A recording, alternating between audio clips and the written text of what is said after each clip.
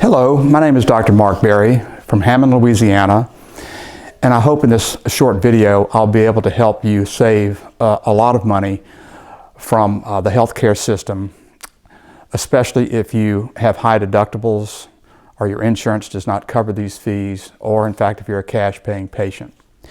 We will start with prescription medications, especially generic prescription medications.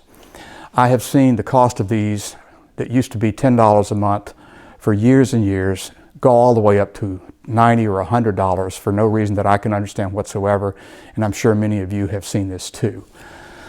The way you get around this, or at least one way, and there may be other ways, but the way that I have found to be reliable, I've used it myself, and we advise our patients about this, is to go to goodrx.com on the internet and simply type in your medication.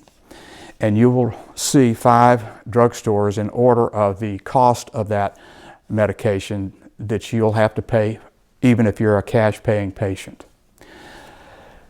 You push a little button for a coupon. You can have that coupon that's on your cell phone. Doesn't matter. You don't have to print it out. I have to say, a lot of the small pharmacies that we're used to going to, they're able to get these same kinds of discounts.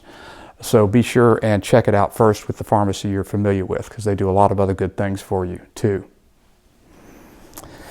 The second area has to do with medical procedures. Medical procedures vary tremendously from one facility to another. Typically, they're far more expensive or more expensive in a hospital setting than they are in a freestanding clinic.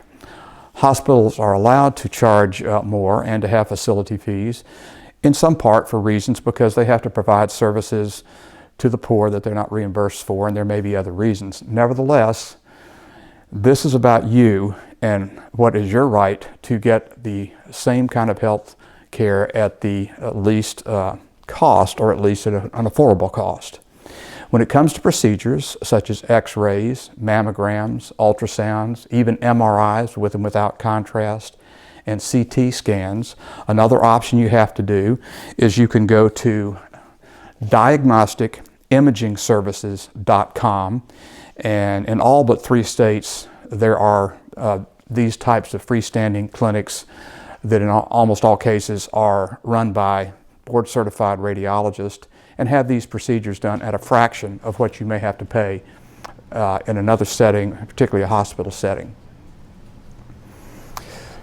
I will give you the names of these websites afterwards. Now, there may be other facilities that can do this as well. I own no interest in GoodRx or diagnostic imaging services, but I know they work. I've used them myself, and my patients have used them at great savings. The third area is in laboratory expenses, and it's perhaps in the lab area that the most widespread cost differentials have occurred. I had a patient come to me when I'd ordered her routine annual lab tests, and she told me they cost her $800, and she actually got a bill for that after she'd had it done. She was not aware that it was going to cost her $800. And that really started me on this trek, if you will, or this passion to let my patients know about this, even though we had tried to do that some before. You can now go to certain laboratories and offer to pay cash up front after you've asked them what is your out-of-pocket expense for these tests, and they will cut those fees in half simply because they don't have to worry about collecting their fees. One of these is Quest. There may be other labs. Quest is another lab that we have a relationship with in the sense that our office has an account with them so that patients can pay us and then we pay Quest, and they can save another 25%. So they are saving 75% on what the going cost is if they did not know about this or didn't have insurance for it. Let me give you an example. We typically order routine blood works every year on our patients that include a CBC, a complete metabolic panel which checks for liver, kidney functions, and electrolytes, a thyroid stimulating test which tests for thyroid function, and a lipid panel which looks at your cholesterol. This is a $99 fee for all of those combined. So this is a way you can check that. Always, number one, no matter whether you're getting a procedure or whether you're seeing a physician and you're getting a prescription written, when you go to the point of contact where you're actually paying for it, be sure they tell you up front what the cost is. There is another avenue that is becoming more legitimate, I should say, and that has to do with internet websites that can perform this function for you. One of these that I have done some research with, but I don't vouch for it because I haven't used it myself, nor have my patients, and I'm sure there's others, but it seems to be one that is well respected. It's called labwork365.com. I've checked it out at several different scam type sites, including Google's own, and it appears to be legitimate. However, one wants to always be sure on your own before you use that option. What you do with these sites is you order your test, you pay them, and then they fax the order to one of these collecting stations, such as Quest or perhaps LabCorp, and when you walk in, your labs have already been paid for, you have them done, and you're done. Another good thing with these sites, even if you choose not to use them or don't have confidence in them, and once again, I can't speak for the solidity of them, is you can at least see what you should be paying for tests, because they will tell you what those tests cost. And so that gives you a very good idea of where you need to be with that. The fourth area is a little bit more nebulous in terms of how you are charged fees that you may not be aware of and that you might be able to work around. And this has to do with what are called facility fees. Facility fees are what a hospital is legally allowed to charge you, although they don't have to do this, for a service that is rendered by one of their hospital-owned physicians or any of the lab tests or procedures that are done within their hospital. This usually amounts to 70% of the physician's fee, and it can be as much as $1,000, say for a colonoscopy or other more expensive procedure done within the hospital.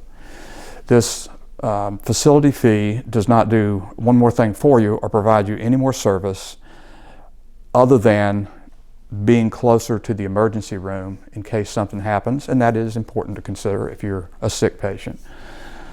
Nevertheless, always ask up front, what is your facility fee? What is your responsibility for it? And you can contest that, or you can at least talk to your insurance company about it and negotiate that if it's high. It's also important to understand that most organizations that have physicians in all their labs, say a hospital organization that owns a lot of practices, that you have the choice to go outside of that hospital for services that are ordered for you, whether it be laboratory or procedural in many cases. And so that's another reason why you want to ask up front, what are your out-of-pocket expenses to have it done there? And you would like to know what are other legitimate or highly regarded areas within your community where you can get those done as well, so you can compare prices. So these are basically the four major areas in which you can save money. I remember one patient of mine, she lived in the country, did not have much money, and she came in and she had been paying $110 for a prescription a drug that was a generic and has been a generic for 50 years.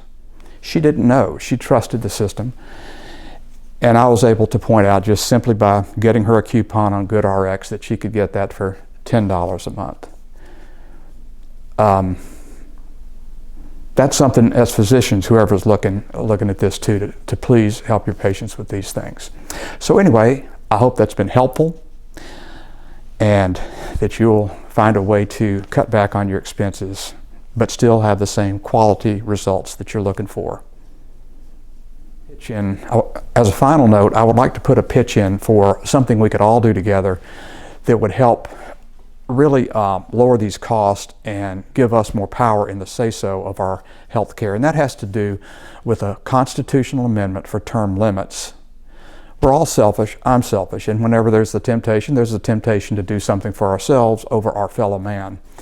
And with congressmen that have been in on Capitol Hill for 10, 15, 50 years, and all of the relationships they've developed through lobbyists with many of the large corporations that have to do with your healthcare expenses. And I'm not saying these are bad people or bad companies, but there's just that temptation. By curbing the amount of time they could spend in Congress, it would cut back, in my opinion, a lot on this temptation, let's just say. I'm going to leave with you at the end of this talk information on how you can participate in term limits. Everyone I've talked to of my friends who is on the liberal or the conservative end of the spectrum feel the same way I do about this, and try to help push your state in the direction of doing that. Our brilliant founding fathers allowed a clause in our Constitution for the states themselves to call a convention and propose and ratify a constitutional amendment without any input from Congress. The president never has had input into this. Of course, we will never be able to expect Congress to limit itself, but we can. And I want to give you a lot of encouragement about this because already 20 states have passed legislation to participate in just such an amendment. And there are 6 other states where one of the 2 legislative bodies have passed this. And then there's 14 other states that have this in serious consideration. There's only 10 states that as of right now are not considering calling this Constitutional Convention of the States. All we need are 34 states to have this Constitutional Convention for term limits of Congress. And then Congress is then forced to vote on this based on each state getting 1 vote.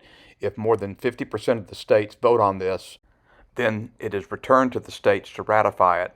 And if 3/4 of the states do ratify it, it becomes a constitutional amendment. I just think this is the most important thing we can do as Americans to help ourselves get out of some of these many problem areas. The healthcare system, to me, is the poster child of a system that needs to be corrected and won't until this is done. And there are many other problems that we can't solve as long as there's too much interest at a level that's different from ours. So thank you for that, and I hope that you consider that too. But in the meantime, you don't have to wait for that. You can save your money right now by considering these options. As a final thing, I want to say this. Please check these out yourself. I can't vouch 100% for these recommendations all over our country, but I feel pretty solid about them. And therefore, I will end it on that. Thank you. This Wall Street Journal article is an excellent expose on the facility fees and other charges a hospital is able to bill you for that you may not know about. This is an excerpt from a local paper regarding what happened to one patient. Note also that clinical pathology labs are another alternative to Quest, as may be LabCorp and others, so you may want to check all of these for your best prices. These are the websites I discussed in the video earlier, and also some websites that you may be interested in regarding term limits for Congress.